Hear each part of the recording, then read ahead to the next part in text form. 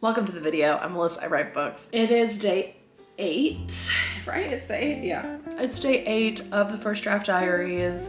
If you missed yesterday's video, it's much more interesting than this one.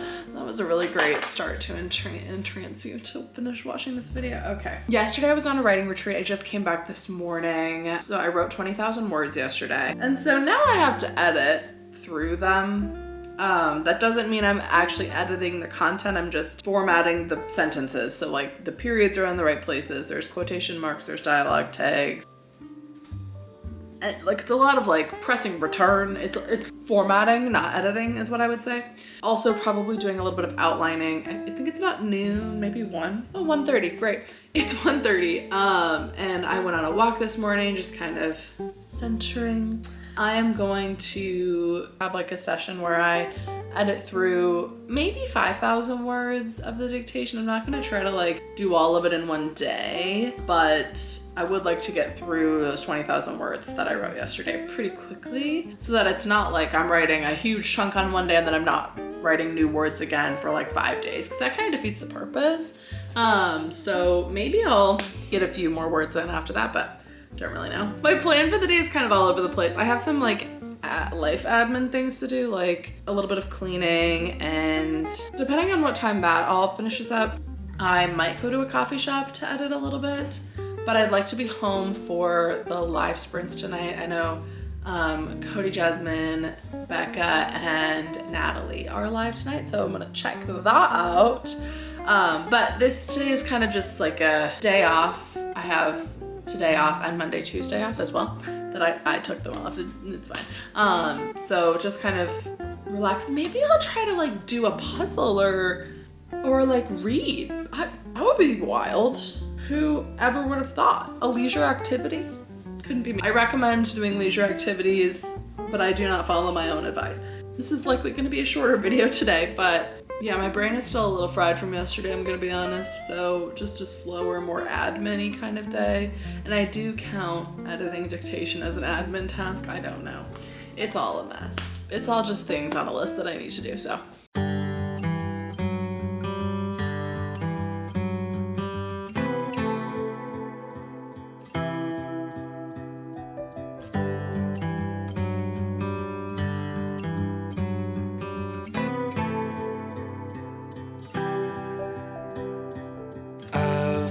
Trying, only crying, a time or two, telling myself somehow we will make it through. I believe you and me, we're gonna be fine. You've been saying maybe we should just be friends. All this hope like knots of rope has made a mess in between everything that we had. We realized it wasn't all that bad. Welcome back to my car.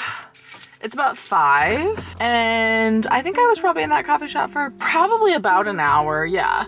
And I got through 2 chapters of dictation. That's bold and ambitious. 1.5 chapters of dictation, which is funny because I wasn't even through the initial stuff from like before the writing retreat. So I finished up that and then got into chapter 5. So with dictation, I'm up to chapter, I think 15, but only chapter 5 of dictation, of editing.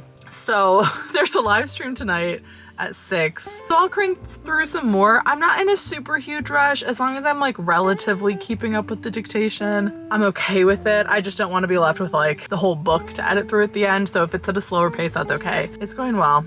Ooh, let's answer a question. Dear reader, I think it's Allie, asks, do I have a song that's been on repeat for this new book? So this is something I've been meaning to do. I don't have a playlist for this book. Typically I do make a playlist, but it's all just like my usual writing songs that I'm just like regularly listening to. So I listen to a lot of like Noah Kahan and Gracie Abrams and Billie Eilish and just like depressing, sad songs, because most of the time my characters are going through it. But I'm trying to think of one that has like been really prevalent.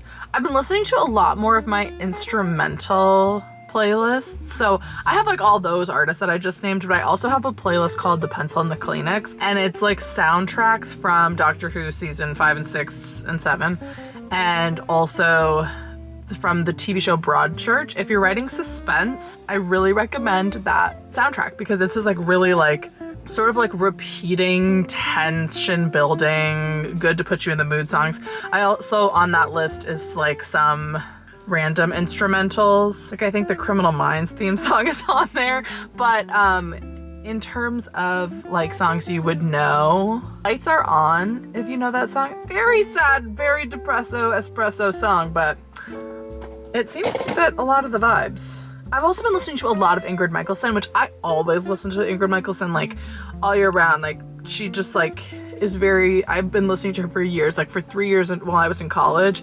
I was like in her top 0.05% of listeners because I think it's really good music to like get you in the mood to do like work. Like I'm just like very productive listening to those songs. I was talking a couple of days ago about like spaces having history, and Ingrid Michaelson songs, I have this whole playlist. It's like 7 hours long. It's like all of her albums. I have been so productive to those songs and so creative to those songs. Like I remember I was in this graphic design class, and I'm not very good at graphic design, but I really loved that class, and I would just spend hours designing things that were atrocious to that soundtrack, and like almost every one of my books has had that in the background. So I really do love like Ingrid Michaelson, like old Ingrid Michaelson, like Sort Of is a song, and Starting Now, like there's just like she's like very much has the vibe of the book. So Anna asks the real questions, which what is the best writing snack? So if you're going for like fuel, I think like yogurt is good, and maybe like a little pretzel to dip in the yogurt, just like something salty and sweet. I personally love a Baby Bell or like a beef stick. But if you're going for like I just wrote 10,000 words, I need a little treat, a little cookie. I've been known to deliver a cookie to my home. That's all I have to say about that. A lot of questions are about dictation. I'm going to do a video about that next week. So stay subscribed for the dictation video, okay? I like this question from Raz. It's how do you research odds and ends so that your portrayal is realistic? For example, if you have an important football game in the book, but you know nothing about football, how and where to research just what you need without falling into a football rabbit hole of unnecessary information. So this is not advice, but I end up on Quora 90% of the time, which is so bad. If it's like something quick, I'll just do a quick Google search. But oftentimes the research that I'm doing is more about like police procedure. Like I think about the research that I've done the most of, and it's like, how would the police actually respond to, let's say, like a bank robbery? Like how would they actually respond to that? And so I've ended up like on police database website, because a lot of that's like public information. So I've spent a lot of time on like the FBI database.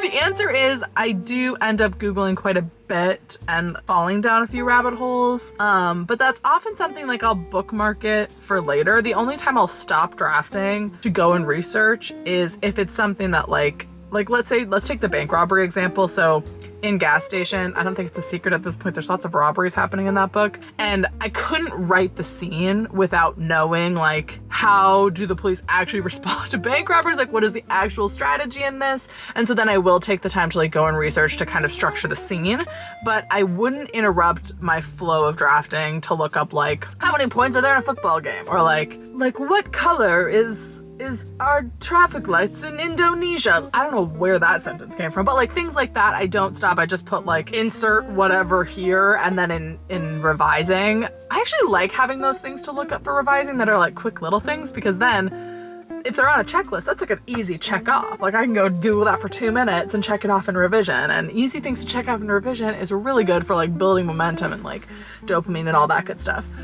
So the answer is I don't know. I also don't really research very much, which is maybe bad. But I have written such a lie. I was gonna say I mostly write in settings that I've lived, which is not true. The wedding season, it was true, and Near the End of June, which was the book before that, it was true. It took place on a college campus. That was was very similar to mine, so I knew most of the things there. And the wedding season follows a wedding DJ, which I am a wedding DJ. I do it less and less now, but at the time that I wrote that, I like knew everything about the subject that I was like centering the book in, so I didn't have to do a lot of research. Gas station was the first time I really had to do like extensive research about like how does police procedure work, but even then, I watch a lot of crime dramas, or I have throughout my life watched a lot of crime TV.